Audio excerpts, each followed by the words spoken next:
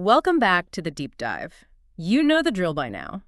We take a complex stack of sources, the scholarly, the profound, sometimes the really ancient, and we try to pull out the most powerful, actionable blueprints of knowledge.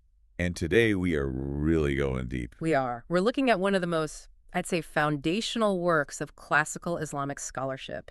It's the ethical and spiritual framework for someone who commits their life to the Qur'an. That's right. Our source material is just profoundly important. We're looking at excerpts from The Noble Character of the People of the Qur'an by Muhammad ibn al-Sin al-Ajuri. And this isn't just a commentary, right? No, not at all. It's a detailed guide. Yeah. I mean, it sets a really demanding moral standard for the person who carries the divine word. What really struck me, just looking through the notes, was the integrity of the knowledge itself. I mean, the transmission chain. Yeah. You highlighted the historical context. This was narrated, what, centuries ago, specifically in 733 AH. Yeah. Salami Mosque in East Baghdad, yeah. And it links these generations of scholars. People like Sheikh Taj al-Din, Abu al-Abbas, and Sheikh Kamal-ad-Din Abu Umar. So it's more than just a historical footnote. Oh, absolutely. Yeah. It's proof of what we call the golden chain of knowledge. This isn't just someone's opinion from last week. Right. It's a documented, witnessed, and accepted reading that goes across time. And that just affirms the integrity and the sheer weight of these ethical demands. So we are literally connecting our hearts today back to the scholarship of the 8th century AH. That's the idea. Okay, so let's start with the basics from the source material. Before we even get to the demands on the person, what is the Qur'an for the people who commit to it? Al-Ajuri gives it this powerful suite of identities. He does. And he draws directly from the teachings of the Prophet. Peace and blessings be upon him. He emphasizes that the Qur'an is revealed as this absolute necessity for survival, for success. Like what specifically? Well, it is protection for whoever clings to it. It is guidance for those who follow it. And crucially, it's a shield from the fire. A shield from the fire. That sounds active. It implies your engagement isn't passive. It's a defense mechanism. Precisely. And he keeps going. It's the light that illuminates your path. It's the cure for the diseases of the heart. So spiritual sickness. Exactly. And it's the clarifier of all truths. It's presented as this complete spiritual toolkit. It's not just there to inform you, but to fundamentally transform you. So it's the foundation for everything. For all belief and all action, yeah. As Al-Ajuri puts it, the purpose is kind of dual. It's to warn of punishment for those who deviate, but also to give good tidings to the believers. So a promise and a warning. And that dynamic, that tension. Yeah. That's the ethical engine for everything else we're going to talk about. Okay, so let's unpack that first big theme. The idea of this divine trade. It frames reading and following the Qur'an as a business transaction, but one that, as the source says, will never perish. It does. It completely shifts the context. It's not just devotion anymore. It's a high-stakes spiritual investment. Where does that framing come from? It's from the Qur'an itself, Surah Fatir, verses 29 and 30. It says, "Indeed, those who recite the book of Allah, establish prayer, and spend from what we have provided them, they hope for a trade that will never perish. And then it continues. That he may give them their rewards in full and increase them from his bounty." I want to focus on that specific language. It's not just getting your reward. It's full rewards, and then on top of that, an increase from his bounty. And that tells you everything about the nature of this transaction. It speaks to the absolute generosity of your divine partner in this trade. How so? Well, in a normal business deal, you get your capital back, plus whatever profit you agreed on. Here, you get the agreed upon reward, the full value of your good deeds. But then God just adds a bonus. An increase from his limitless bounty. Exactly. It's a guaranteed contract with the most generous. And that idea, it just elevates the whole act of engaging with the Qur'an. Yeah. It's no longer a necessary duty. It becomes a privileged opportunity for eternal enrichment. And the investment itself isn't money. It's recitation, prayer, and charity. The currency is your access to this text. Absolutely. The Qur'an is defined here as the ultimate source of richness without needing physical wealth. It's dignity without needing tribal or social status. It's the guidance, the healing, the indestructible rope of Allah you have to cling to. It gives you stability. In a world that is constantly shifting, yes. But the sources immediately throw in a big caveat, right? You can't just treat this like fast food. A superficial reading doesn't get you this kind of profit. This is the critical distinction Al-Ajuri makes. He spends a lot of time on this. He says believers must deeply ponder over its meanings and reflect with their hearts. So it has to be a living text. Not just sound coming from your mouth, no.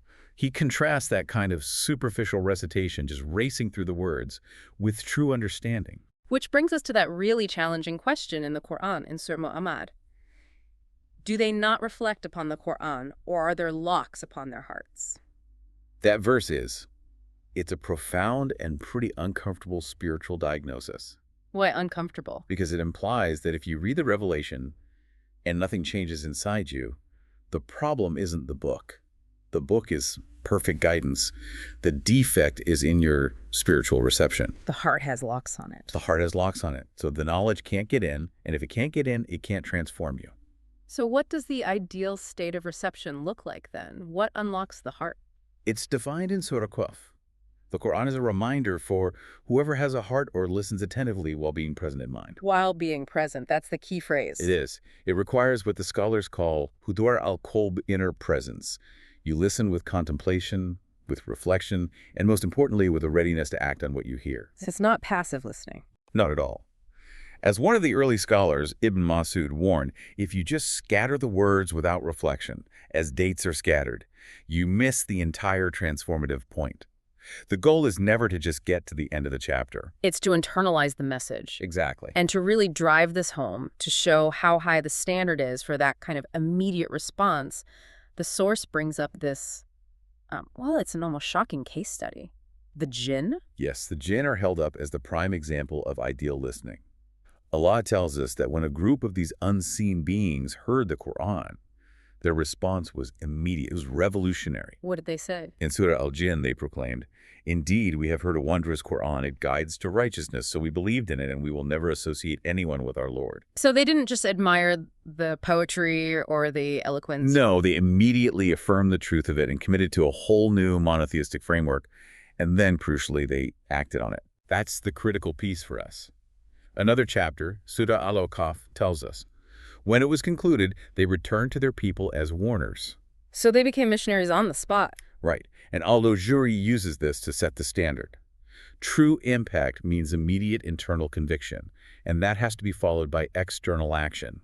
You take the message back to your community and you share the warning. Their action shows the benefit isn't supposed to be private. It has to change how you engage with the world. It has to, fundamentally. The jinn heard the message one time and became warners. That sets a, frankly, terrifyingly high bar for us who hear it over and over. It's a reminder that this knowledge is an obligation. If you have this light, you are responsible for carrying it and for sharing it with profound sincerity. Okay, so that's the engagement. Now let's talk about the status you get if you dedicate yourself to this path.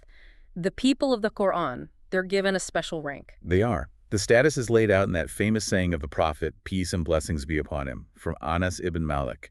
The people of the Qur'an are the people of God and his special ones. And that's not just a general description of being pious. No, it denotes a distinct spiritual aristocracy. You're chosen by the divine for this closeness. And that closeness translates into, well, a very quantified and defined reward in the afterlife. Your rank in paradise is directly tied to your diligence in this life. It's a remarkable promise. It's said to the companion of the Qur'an on the Day of Judgment, recite and ascend in ranks. Indeed, your rank will be at the last verse you recite. Which creates a direct measurable link. A one-to-one correlation. The more you memorize, understand, and apply in this life, the higher your eternal station will be. So someone who knows one short chapter will literally have a lower station than someone who knows the entire text. That's the implication, yes. Yeah. There's even a narration from al-Darda that the levels of paradise are equal to the number of verses in the Qur'an.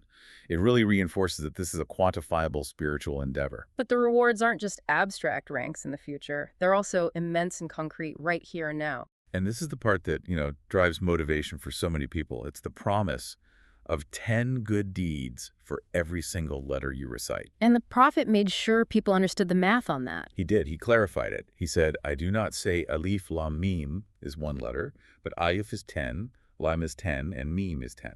So just pronouncing those 3 letters gets you 30 rewards. 30 rewards, which is then multiplied by that generosity we talked about in the divine trade. It's why he describes the Qur'an as the banquet of Allah, an unending feast of good deeds. Okay, so here's where we have to introduce the other side of the coin, the tremendous pressure that comes with this immense status. The source says that whoever has memorized the Qur'an has carried a great matter. Let's unpack that core metaphor. This is the metaphor cited from Abdullah ibn Anar ibn Allah. It's powerful. He said, prophethood has been placed between his shoulders, though he is not a prophet. That is a staggering weight. It is. Obviously, it's not literal prophethood, Yeah. but it's an analogy. It means the carrier of the Qur'an has taken on the mantle of moral leadership and responsibility that was usually reserved for the messengers of God. So you become the standard bearer for your community.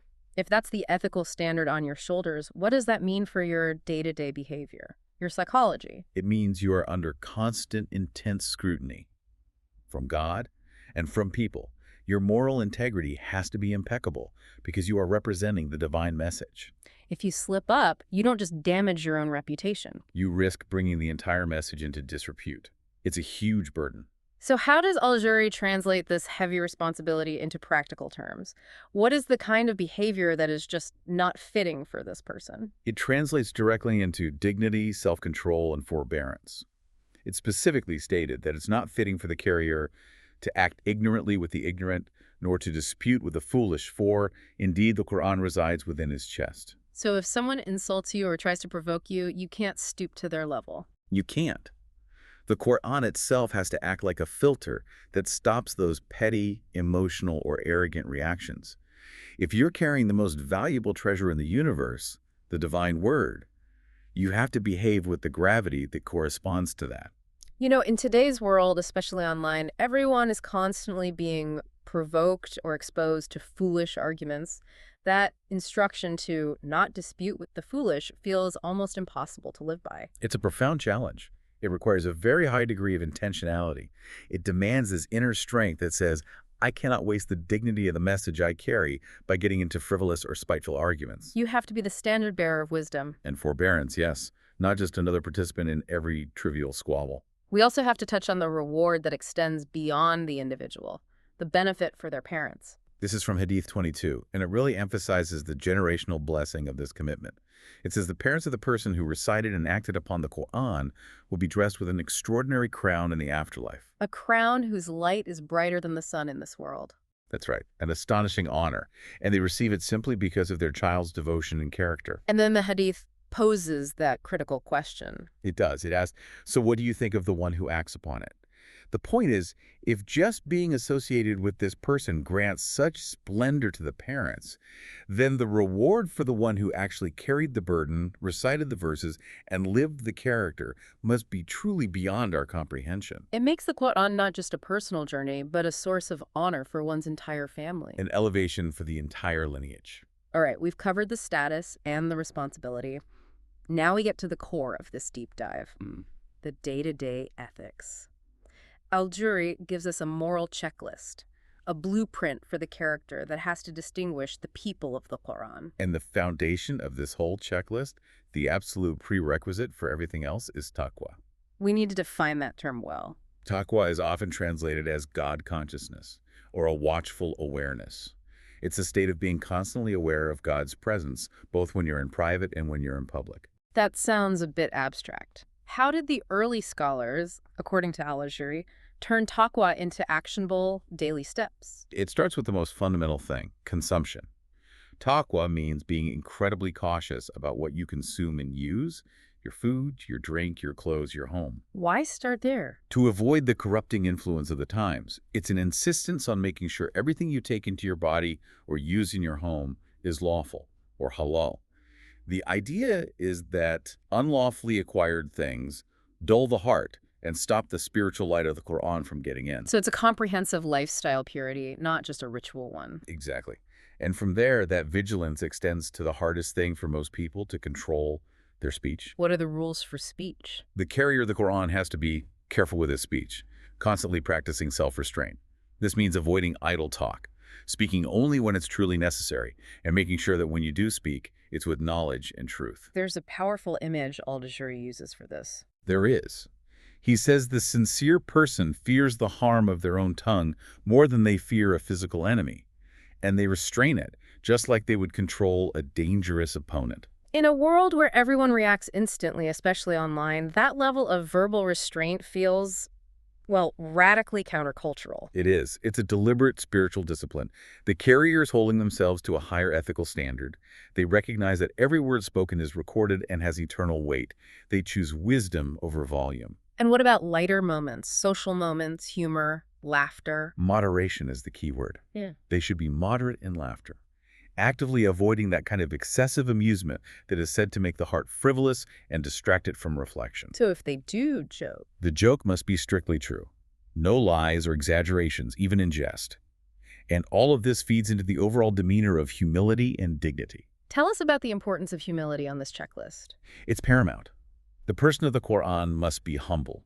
They have to accept the truth from anyone. It doesn't matter if that person is smaller or larger than him in status. So if a child corrects their recitation, for example, They accept it immediately. Without their ego getting in the way, they have to actively dislike and fear arrogance in themselves. and this leads right into what seems to be the firmest red line in the entire text, not using the Qur'an for worldly gain. This is a huge deal for al-Juri. They must not use the Qur'an to get popular with people or to gain favor with kings or the rich. Their focus has to be entirely on the divine reward. What if they're poor? If they're deprived, they remain content. They place their reliance on God, a state known as tawakkul.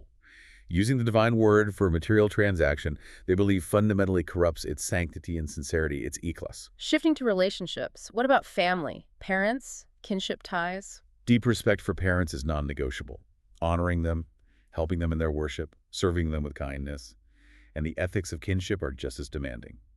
The carrier must maintain family ties. Even if the other side cuts them off. Even then.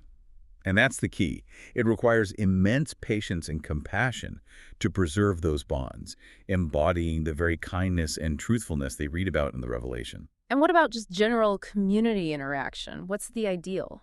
They should be the best of companions.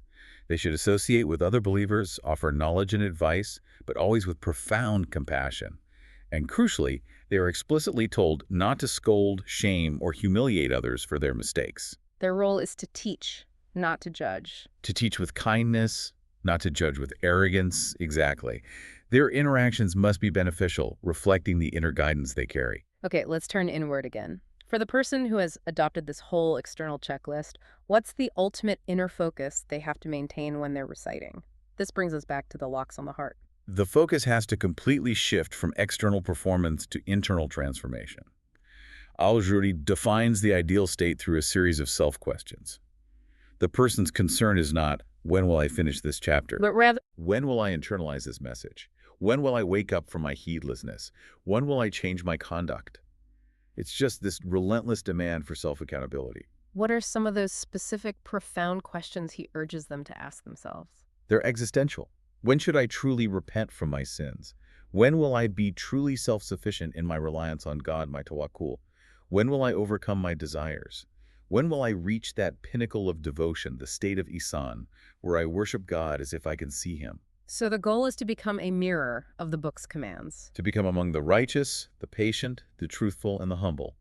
To let the book mold you into a perfect reflection of its teachings. That profound inner focus is so necessary because the sources also give these stark warnings about corrupted intentions. Ali ibn Abi Talib gave a warning about the future, saying the Qur'an would be recited in 3 ways. Yes, this warning it's a very sobering look at how knowledge can be misused. He cautioned that a time would come when the Qur'an would be recited, first, for the sake of God alone. The ideal. The ideal. Second, for worldly gain. And third, for debate and argumentation, using it as a tool to defeat other people rather than to guide yourself. And then Hadith 40 clarifies the actual people behind those recitations. It separates them into 3 spiritual types. Right. The 3 types are the believer, the hypocrite, and the sinner. The believer is the one who truly believes in it and acts on it. The hypocrite is the one who disbelieves in it inwardly but recites it outwardly. And the 3rd type is the most dangerous for the community. By far. The sinner, or fajir, the one who profits from it, using the Qur'an explicitly for worldly gain and material benefit. And this is the person al-Juri spends the most time criticizing. What are the specific negative traits of this person who treats the divine word like a tool? The criticism is comprehensive. First, they focus obsessively on memorizing the letters and perfecting the sound, but they completely neglect the spiritual boundaries and teachings. So all performance, no substance. Exactly. Second, They use it specifically to get favors, material benefits, and to meet their worldly needs. And the social consequences of this are severe.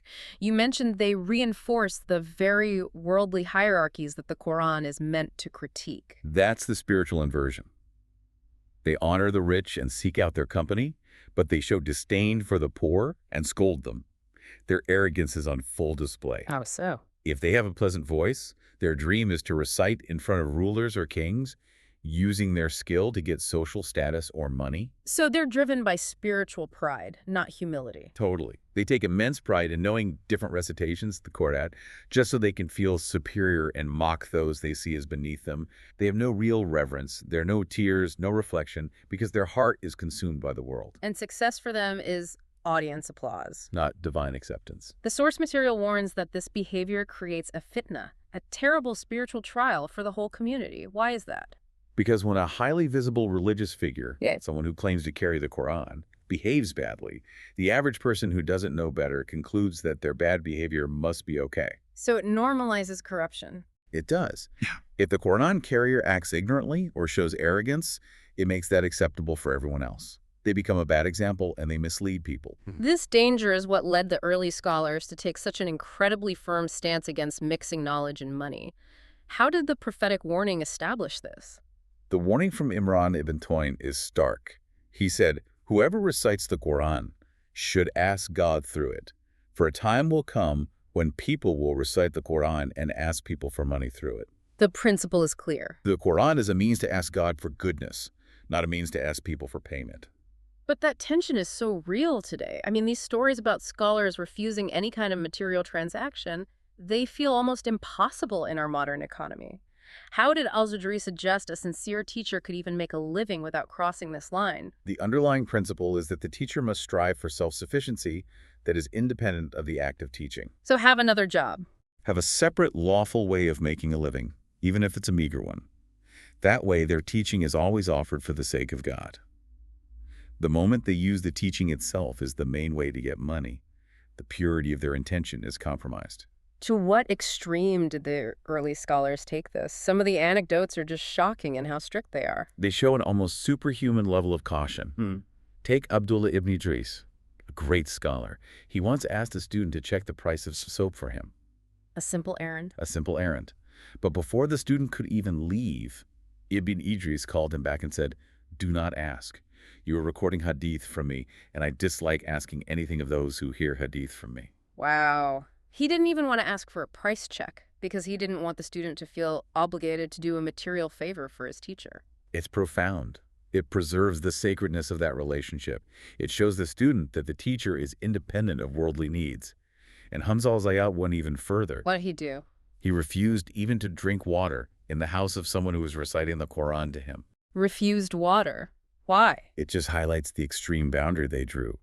They feared that accepting even the smallest material benefit, like a cup of water, might subtly compromise their sincerity or create an expectation of payment in the student's mind. It's a powerful critique of any system that exploits sacred knowledge for easy profit. It is. Al-Fawqih ibn Iyad summed it up. The teacher of the Qur'an should be made self-sufficient by the Qur'an, needing no one else. Okay, let's shift to the actual execution of the reading. The etiquette of recitation, starting with physical preparation. Purity is paramount before a single word leaves your mouth. Absolutely. Al-Ashuri is very clear.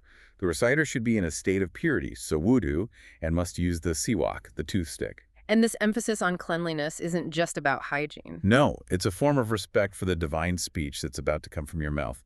You're cleaning the pathway for the purest words. And this preparation is linked to this astonishing, almost fantastical consequence involving the angels. This is one of the most beautiful parts of the source material, Hadith 69 and 70. It describes this intense spiritual intimacy that you get through preparation.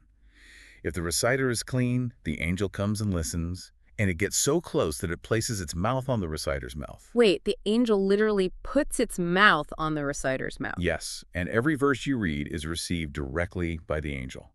It just underscores the profound sacredness of that moment. So the words aren't just bouncing off the walls. They're being transmitted directly to the heavenly realm. But if your mouth is unclean, the angel distances itself. Your negligence actually prevents that divine connection. The sources also have rules for maintaining your focus during the recitation. You have to stop immediately if you lose that presence of mind. That's the necessity of Hudur al-Qualb again. If you're yawning or passing wind or feeling drowsy, you must stop reciting immediately. Why? Well, the concern is that if you keep going while you're drowsy, you might make mistakes, or even, as Aisha warned in relation to prayer, you might unintentionally insult yourself while you're trying to ask for forgiveness. And for major ritual impurity, Janaba, the rule is just as strict. Yes. No recitation of any verse, not even a single letter of the Qur'an. You can still do general remembrance, dik, like saying subhanallah, but the actual recitation is reserved for a state of ritual purity. Now, what about the delivery? We are explicitly commanded to beautify our voices. This is where art and devotion meet. Indeed. The Prophet, peace and blessings be upon him, commanded, beautify the Qur'an with your voices. And the reward is phenomenal. We're told God listens more attentively to a beautiful, heartfelt recitation of the Qur'an than a musician does to their instrument. It's an encouragement to use your talent to maximize devotion. It is. But just like ambition for money can corrupt the teacher, the ambition for praise can corrupt the beautiful voice. Al-Jawari warns about this. This is that perpetual tension between technical skill and sincerity. If your beautiful voice is just being used for worldly praise, to get famous, to gain favor with rulers, it becomes a spiritual trial. So what's the true measure of a beautiful recitation then? It's not the flawless technical skill. It's the quality of the heart behind it. Hadith 83 defines it perfectly. The best among people in their voice with the Qur'an are those who, when you hear them recite, you feel that they fear God. So the listener should be moved by the reciter's fear and humility. Not just by the magnificence of their vocal cords. It has to be about the spiritual transmission, not the performance. And this brings us back to tartil, that measured, deliberate recitation, the opposite of rushing. Right. Tartil means making the recitation clear, evident, and deliberate. The goal is to maximize comprehension and reflection. And the ultimate statement on this comes from Ibn Abbas. That quote is the perfect summary for this section. What did he say? He said, I prefer to recite Surah al-Baqarah in one night, reflecting and contemplating upon it over completing the entire Qur'an quickly without understanding. That just shifts the whole metric of success. It does. It's not about how many pages you finish. It's about how many verses change you. The Qur'an was revealed with gravity and sorrow, so we have to approach it with humility, seeking to weep, or at least trying to weep, to show the heart is engaged. All right, these ethical demands also have to define the sacred space of the learning environment, the relationship between the teacher and the student. Let's start with the teacher. What's required of them? The teacher is held to the standard set by the Prophet himself. The best among you are those who learn the Qur'an and teach it. And this role demands profound humility. The teacher must avoid all traces of pride or superiority. They can't become a tyrant among the scholars. As Umar ibn al-Khattab warned, yes, pride, they believed, ruins knowledge. And that humility has to translate into fairness and compassion for every single student, regardless of their background. Absolute justice is required. The teacher has to show immense gentleness to everyone, the young, the old, the rich, the poor. And the sources are stern on this. Never let wealth bias the teacher's heart. Favoring the wealthy student over the poor one is a huge problem. It's considered an injustice that corrupts the entire teaching mission. They have to actively seek closeness to God by honoring the poor and showing them compassion. This principle of equality, drawing near to the poor and distancing from the rich, goes all the way back to the Prophet's mission, doesn't it? It's a foundational mandate. In Surah Al-An'am, we see this.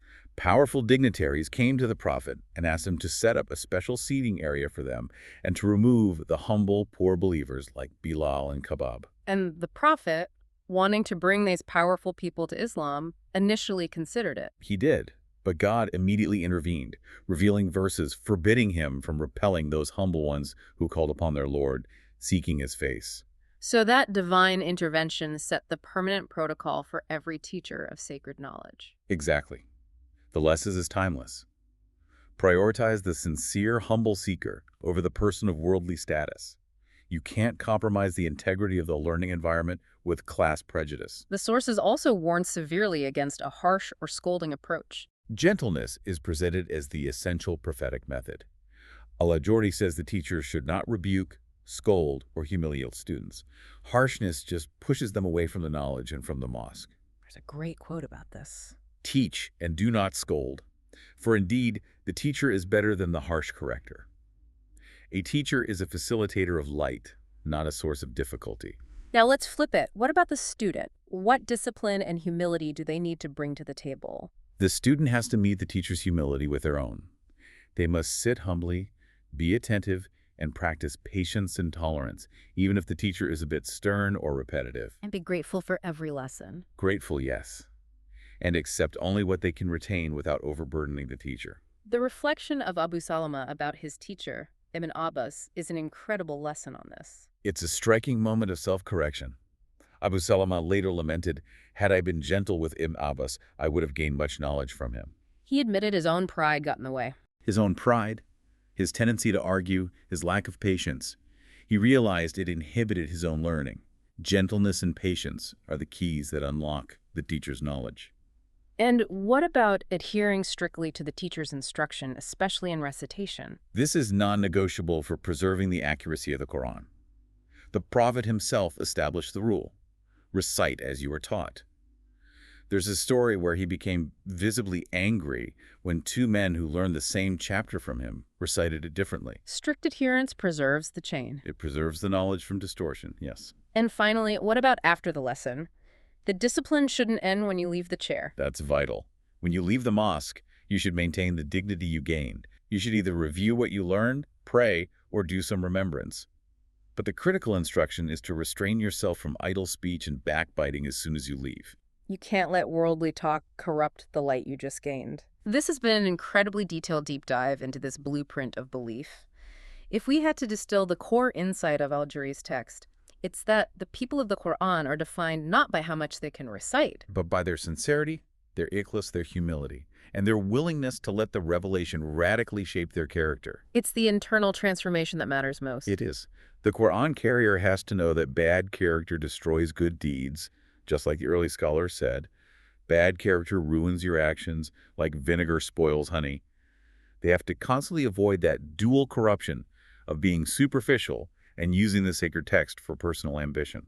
And that ultimate self-accountability underpins the whole tradition. That relentless self-questioning, when should I truly repent? When should I prepare for my day of return? That's the internal ethical engine that guarantees the final reward. And for those who successfully carry this heavy, honorable burden, the protection and the reward are profound. They extend even beyond death. Okay, give us that final provocative thought. The ultimate moving consequence of this deep, sincere commitment as detailed in the sources. The sources describe this astonishing image of the Qur'an becoming an active intercessor for you in the grave. What happens? When the deceased is buried and the formidable angels Munkar and Nakir arrive for the questioning, the Qur'an will literally intervene. It positions itself between the person's chest and the shroud, shielding them. Then it speaks to the angels. It says, "Leave him alone. I am not going to part with him until I lead him to paradise." What a powerful, tangible image of eternal companionship. The book becomes your loyal, fierce advocate. It stays with the deceased, ensuring peace and comfort, bringing gleams of light and fragrance from paradise until the soul is escorted to its final destination. This image, it just underscores that a sincere commitment to the Qur'an in this life is the ultimate form of eternal insurance and protection in the next. That provides incredible motivation.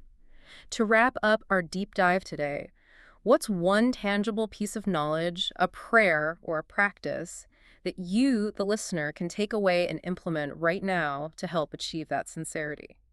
Let's close with the specific supplication the Prophet, peace and blessings be upon him, taught. It's the one that was famously used by the blind man whose sight was restored, and it asks for spiritual clarity. How does it go? It asks God to place light in my sight, certainty in my heart, and to have your remembrance on my tongue both day and night. That's the perfect prayer for the people of the Qur'an. It aligns sight, heart, and speech with the divine purpose. It does. An incredible journey into the highest standards of faith and character. Thank you for guiding us through these powerful texts and showing us how to pursue this demanding but ultimately rewarding trade that will never perish. My pleasure. Until next time, keep digging deeper.